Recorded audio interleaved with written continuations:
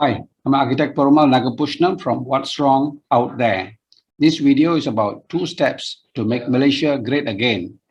Most of my friends have given up any hope in Malaysia having to come back in the economy and have embraced the inevitable idea that politicians have killed the economy and hope is not forthcoming.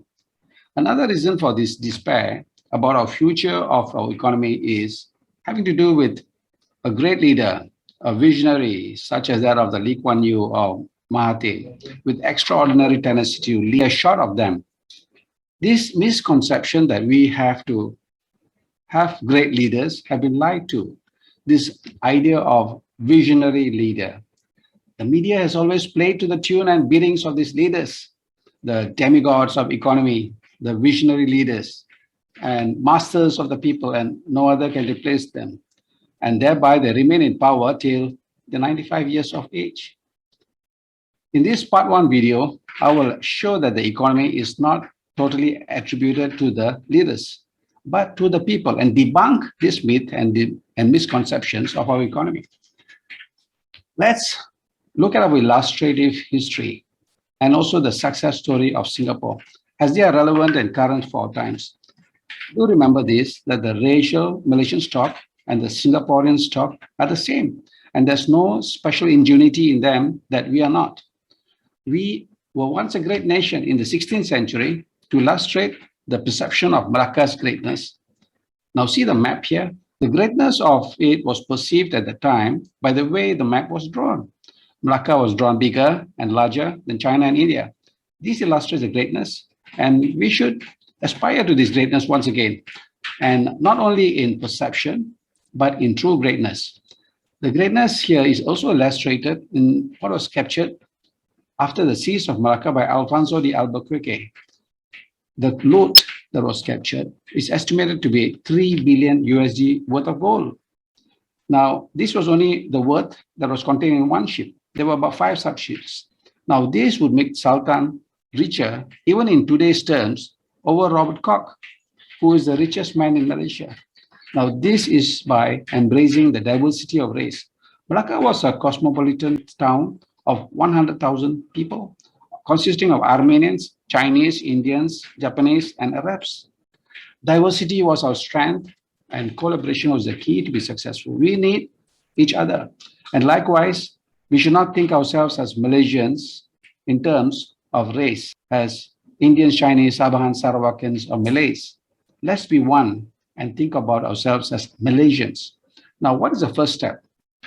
First step, we need to invite the local billionaires and encourage the existing entrepreneurs to greater heights. The misconception of growth, contrived by the extraordinary tenacity of visionary leaders, is a fake. Now here we will debunk such things. The media regularly promotes, uncritically praise Mahathir as a legendary leader of exceptional vision who has single-handedly transformed and modernized, industrialized, and strengthened the national economy. Now this is false. The perception has been so ingrained in our lives that we sometimes think of these great saviors to lead and lead us out of this. Now see some of this footage of how some of our leaders have perceived it wrong. You see, in UMNO, there are 2 kinds of leaders. One, they are visionary, a leader who are visionary. These are Tun Mahathir, Anwar Ibrahim, people like Tun Razak. I don't know much about Tun Hussein On. Kuok Abdul Rahman, okay lah, he's the first and all that. I wish Dato' Sri Anwar Ibrahim to be the Prime Minister, as he has got great visions and great hope for the great country. The psychic of these people have been so ingrained that it is very hard to replace these leaders once they're in place. And thereby, they become bigots. And this is a way to bigotry and dictatorship in democracy. Now, to prove this point, notice how Mahathir in the second term as Prime Minister was lost as to how to bring the economy ticking again. He was doodling with his misguided ideas of the second car and his misguided policies of the look is policy. Now we need a collective effort. Collaboration as a nation. Now see this graph here.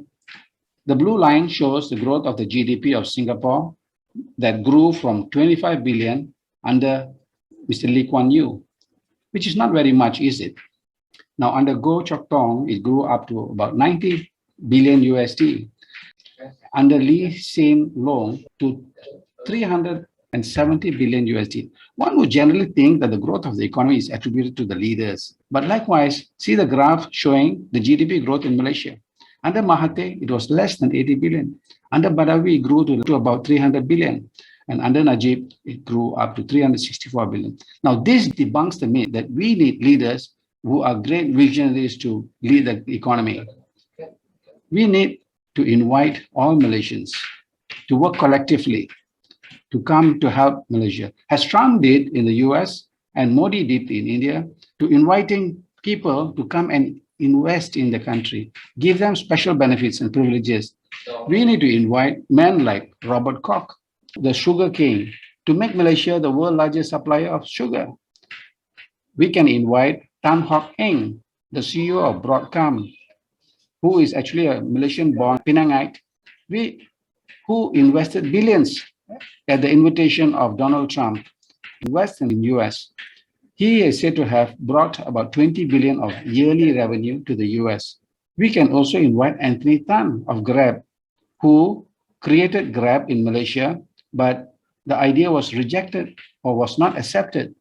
But in Singapore, Grab grew to a company worth of 6 billion. Now we need to grab him back. We need to also invite Park Ing-seng, the US flash driver, the inventor who is now well settled in Taiwan. Now he is worth 1.6 billion. Now, so if we can invite him back, that will be a great strength to us. We can also strengthen the existing companies such as AirAsia, make it easier for them to business, help them to go bigger, give them benefits, make them the best airline in the world. Now, there is another Raghubadi of Nambit Resource, born in Ipoh, founder of the largest diamond mines in the world, in Namibia, in Tasconia, Skeleton Coast. He claimed that the revenue of the mine was 4 times of that of what Petronas generates per year, 180 billion per year. Now, should we not help men like him, like Raghu, to make headway among the corrupted Namibian officials to secure his rights to mine again? Now, in my calculation, if we were just to invite this man or strengthen these existing entrepreneurs, our GDP would grow to 650 billion. Our salaries would be increased and our quality of life enhanced. Learn how to design a bungalow in 6 sessions. You too can design bungalows from this masterclass. If you're a student, this class will help you achieve your dreams to design a bungalow. If you're a house owner wanting to learn your own dream houses, this is your opportunity to learn from a master designer. Learn all types of dream houses from our masterclass, such as French house, timber house, mountain log house, Malay house, or Japanese house. Call 017-2246-801 now for booking and get a 30% discount when you mention what's wrong out there. Now, step 2, the growth of Singapore is no rocket science. You see this graph here that shows the growth of the GDP of Singapore and Malaysia. The GDP is likened to an income of a nation. Now see the pattern in both these countries. They're both alike. They spike together, they drop together. Why is it that the pattern of growth of both these countries is the same? Not that the leaders were doing the same thing, or leaders were collaborating on the plan of growing the country. No, it was not. The pattern of growth is the same. The shape and the tip and the dipping and the spiking are all the same.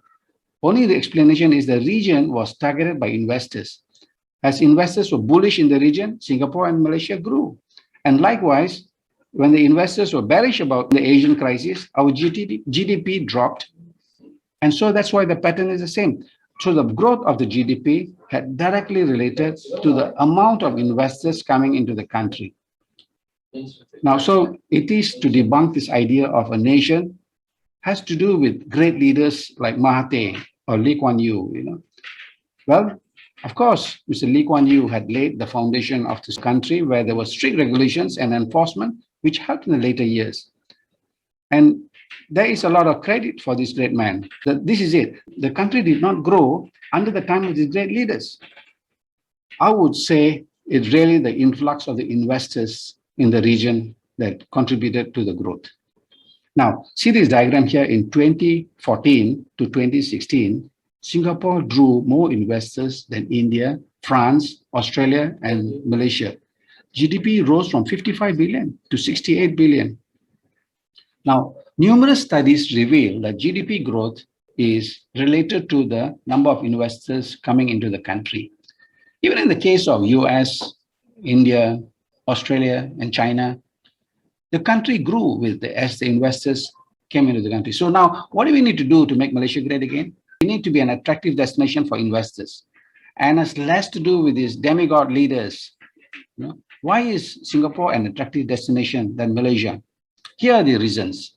Okay. Firstly, they have very simple regulatory systems, which are, as you can see in Malaysia, that if you go to one of the local authorities, you can see how the systems are monumentally complex, monumentally difficult to submit, and it's cumbersome and difficult to even get a simple drawing, simple submissions approved.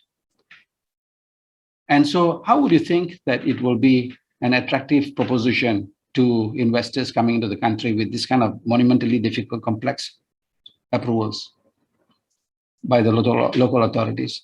As you see, the difficulty in obtaining even the license, sometimes local companies. So we need to cut down red tapes and speed up the process of application of any kind to draw investors.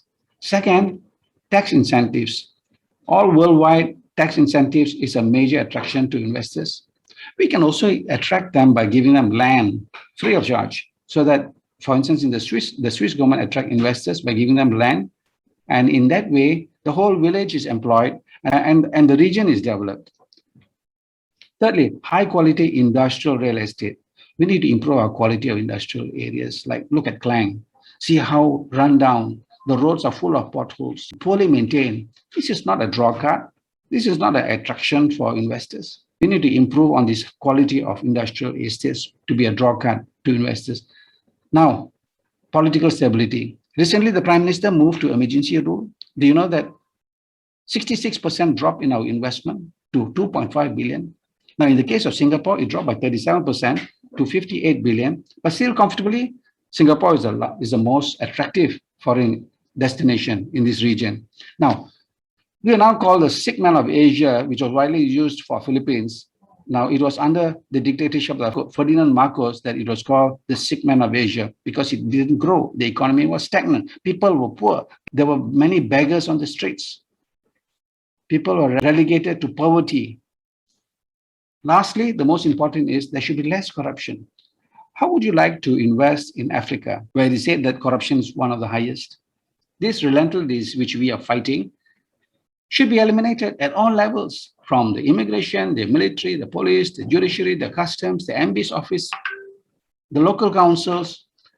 We must impose strong punitive laws such as death sentence, as China does, to stop the bleed of the nation's wealth and your wealth and my wealth. We need to empower the whistleblowers and reward them a bounty for tipping off corruption cases. Increase the salary of civil service. If civil service are paid well, and if the police and all enforcement officers are paid well, there will be no temptations. That need to empower the MACC and the Attorney General, who should be independent, and no one should be above the law, including the Prime Minister, nor even the royalty. Now, do you know that Singapore's investors were largely on the manufacturing sector and the financial sector, of course. But the manufacturing sector in Singapore contributes to 30% of the annual GDP, okay, which is largely driven by foreign investors. If a small country such as Singapore, with very little land and expensive land, can draw such manufacturing in, we can also do likewise. The state of Johor is so many times bigger than Singapore and can provide the same facilities at cheaper price. Now, these are the two steps we can make Malaysia great again, by being the best destination in the world for investors, and recall all the Malaysians back to Malaysia and help the existing entrepreneurs to spearhead the development of Malaysia. Now, look out for part 2 and part 3, where we will deal about the inherent resources that we already have, and there's no need to develop any further. We already have the basis of the resources that can make us as a leading nation in Asia, and how we can come out to overtake Indonesia as in terms of GDP. Hope is not lost altogether. We need not have special savior and leadership with visionary leaders to take us out of the doldrums of our economy. Now, if you like what you heard in this video, please hit the subscribe button below, and we will send more videos with the verb. I'm Architect Perumal Nagapushnam from What's Wrong Out There.